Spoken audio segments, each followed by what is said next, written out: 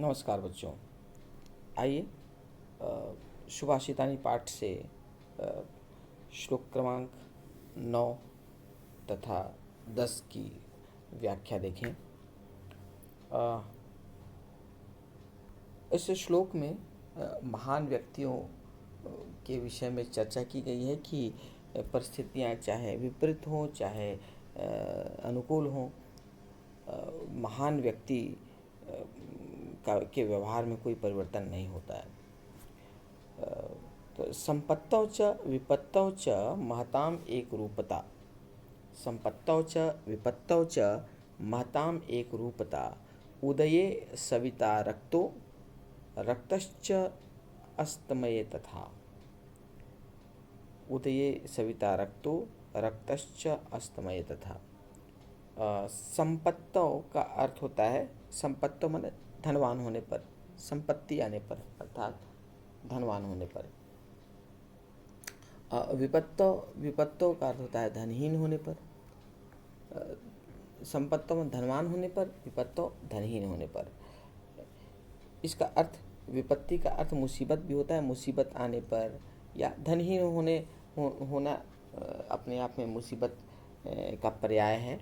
तो इसलिए धनवान के विपरीत अर्थ में यहाँ पे विपत्त का प्रयोग किया गया है। तो संपत्तौ च विपत्तौ च महताम महताम मतलब महान लोगों में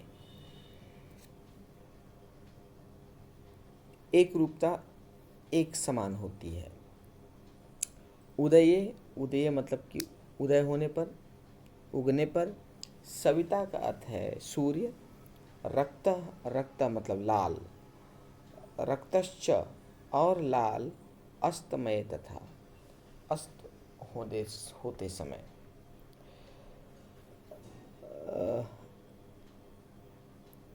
आइए अब इसके अन्वय को देखें।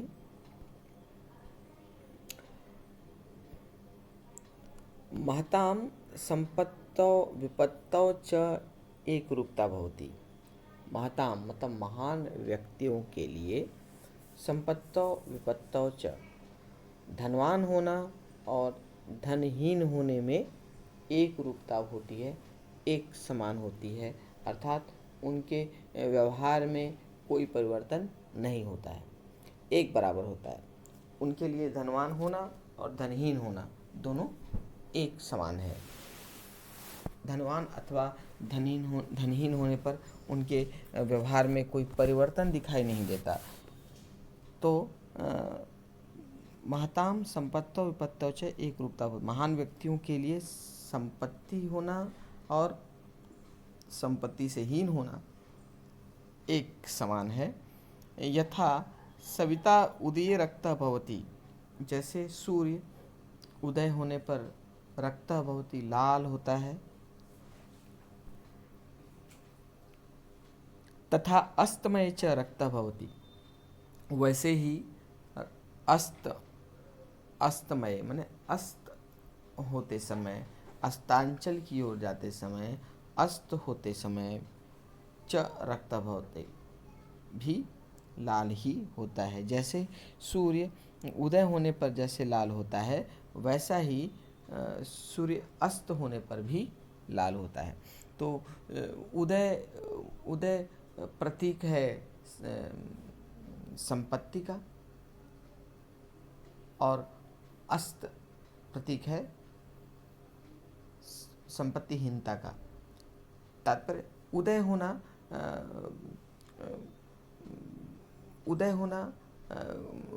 प्रतीक है व्यक्ति के उत्पन्न होने के, व्यक्ति के की सत्ता का प्रतीक है, और अस्त होना उसके पराभव का प्रतीक है।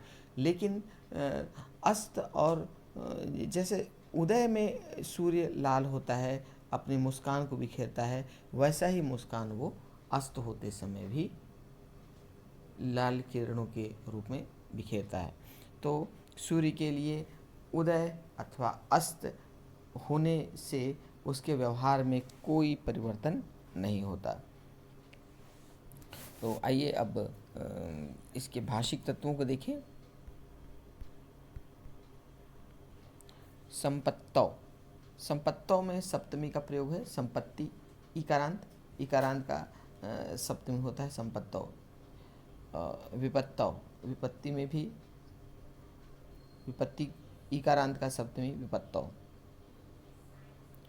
महताम एक रूपता, ये इसमें है महताम, उसके साथ एक रूपता संयोग है यहाँ पर। महताम में म एक रूपता की ए स्वर के साथ मिलकर महताम में एक रूपता हो गया। उदय, उदय होने पर। सविता मतलब सूर्य। रक्तो, रक्तो रक्तश्च, यहाँ पे रक्तो हुआ है, यहाँ पे उत्व संधि है। विसर्ग के बाद यदि कोई भी स्वर तीसरा चौथा पांचवा वर्ण या य ल व ह आए तो विसर्ग का ओ हो जाता है। यहाँ पे विसर्ग अर्थात रक्तः के बाद र आ रहा है, इसलिए विसर्ग का ओ हो गया, तो रक्तः का रक्तो हुआ। इसके साथ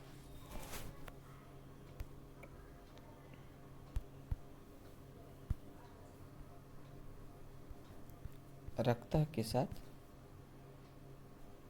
रक्त मिलकर विसर्ग के साथ र मिलकर विसर्ग का ओ हो गया है। उत्तम संधि का उदाहरण है ये।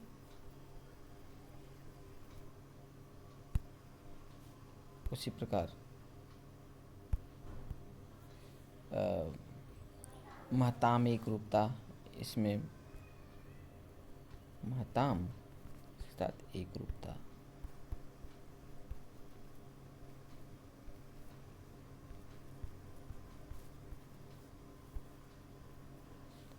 यहाँ पे म के साथ अस्वर मिलकर म पूरा हो गया, तो एक रूपता का में एक रूपता हो गया, माता में एक रूपता। उसी प्रकार रक्तो रक्तश्चात अस्तमय, रक्तः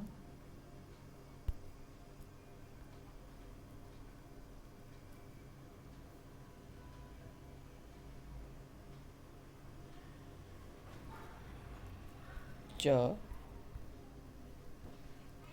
अस्तमय, तो यहाँ पे विसर्ग के पहले जो विसर्ग के बाद जो च है, इसलिए विसर्ग का सत्व हो गया। विसर्ग के बाद च आने पर विसर्ग का श हो जाता है, तो सत्व संधि का उदाहरण है। च के साथ अस्तमय मिलके अ के साथ अ मिलके आ हो गया, यहाँ पे यहाँ दीर्घ संधि है।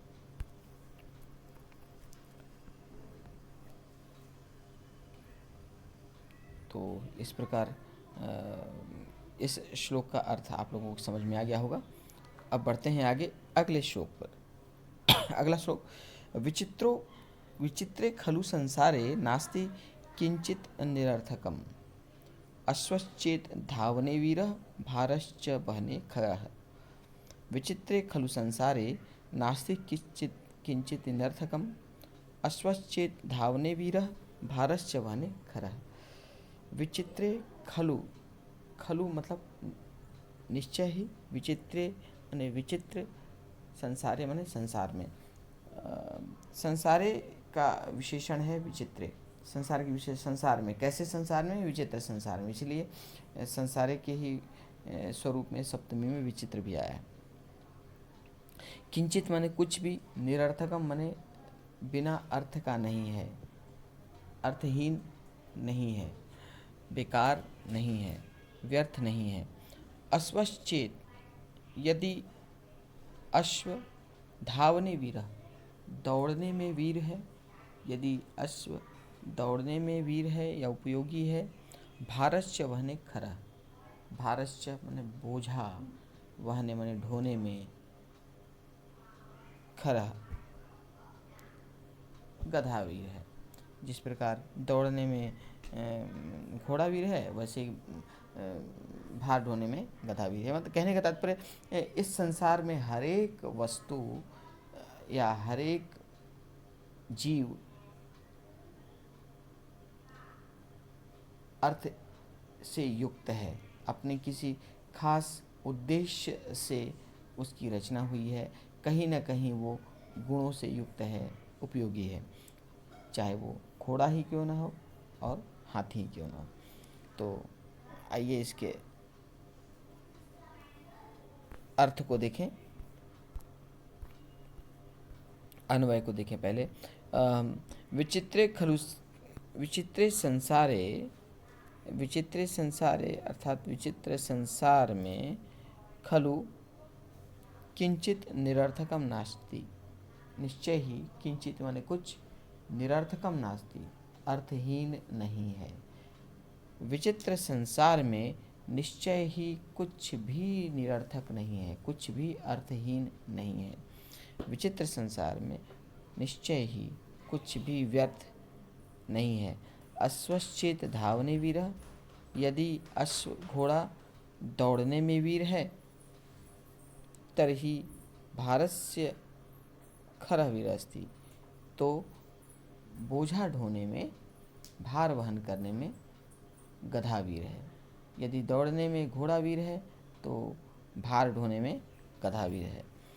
तो कहने का तात्पर्य, इस संसार में हर एक जीव और हर एक वस्तु उपयोगी है, गुणों से युक्त है। सबकी उपयोगिता अलग अलग स्थान पे है, अलग अलग संदर्भ में है। आइए इसके भाषिक तत्वों को देखें। विचित्रे खलु संसारे, जैसे अभी हमने बात किया था, विशेष विशेषण संबंध है। संसारे माने संसार में, तो संसारे विशेष्य हो गया, और उस संसार की विशेषता है कि कैसा संसार, विचित्र संसार। तो चूंकि संसारे में विशेष्य है तो विचित्र उसके विशेषण में भी सप्तमी हो गया, तो विचित्रे संसारे। खलु यहाँ पर अव्यय है। खलु का अर्थ होता है निश्चय ही, इंडीड। नास्ति, नास्ति नहीं है, नास्ति में दीर्घ स्वर संधि है, न के साथ अस्थि मिलकर नास्ति बना। किंचिन निरर्थकम, किंचिन निरर्थकम, संधि इसमें किंचित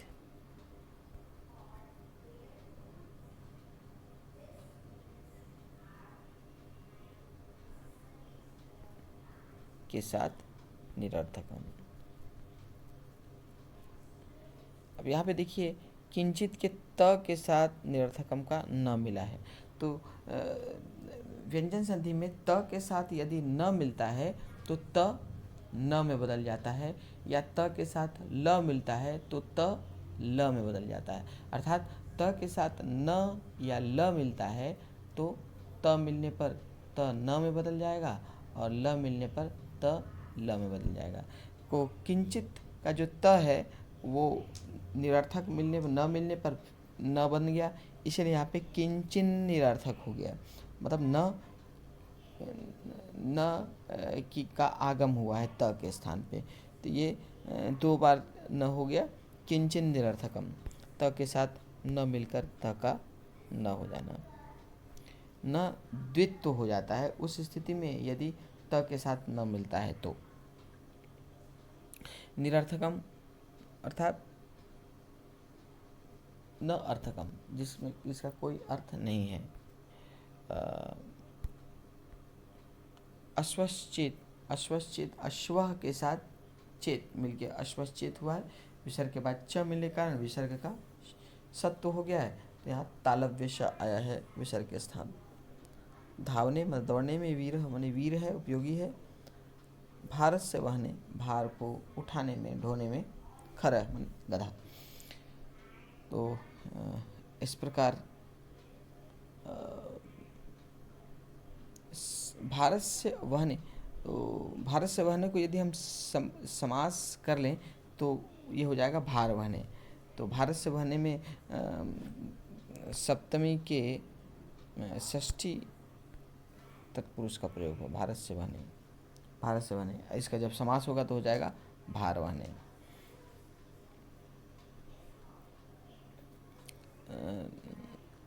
उसी प्रकार निरर्थकम, निरर्थकम में निर जुड़ा हुआ है, तो समास में हमने पढ़ा था अव्ययी भाव समास में निर लगता है तो अभाव हो जाता है।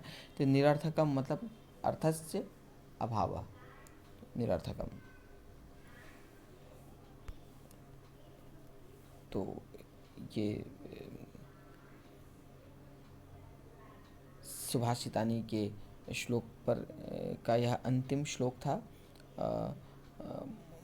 मुझे पूर्ण विश्वास है कि आप लोगों को इस पाठ के समस्त श्लोक भली भांति समझ में आ गए होंगे और इसके साथ साथ आप अन्वय भी कर पाएंगे और इसके भाषिक तत्वों की हमने चर्चा की है। तो इस प्रकार के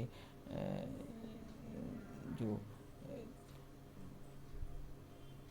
यथा निर्देशम या भाषिक तत्वों के जो प्रश्न जो परीक्षा में आते हैं उनके स्वरूप को भली भांति आप समझ गए होंगे। तो मिलते हैं अगले वीडियो में इस पाठ से अभ्यास प्रश्नों के साथ। नमस्कार।